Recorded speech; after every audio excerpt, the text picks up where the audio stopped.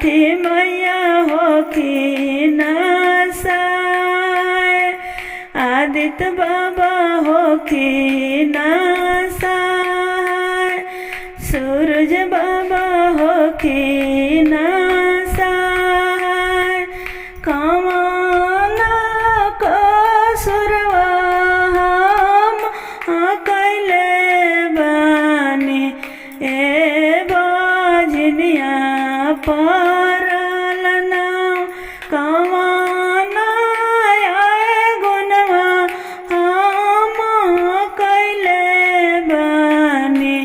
परल बजनिया के नाम सासु हमारो कहेली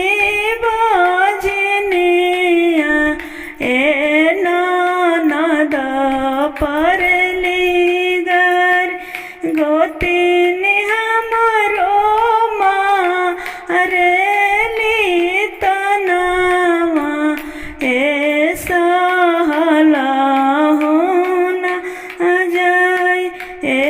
सहलो नहीं जाय, हंसी बात बोले ली छठिया मैया, सुनत वैया राजा हमार, सुनत वैया राजा हमार, अशोके परबिया हमारो कैले बाड़ू, भरबी गोदिया तो हार, भरबी गोदिया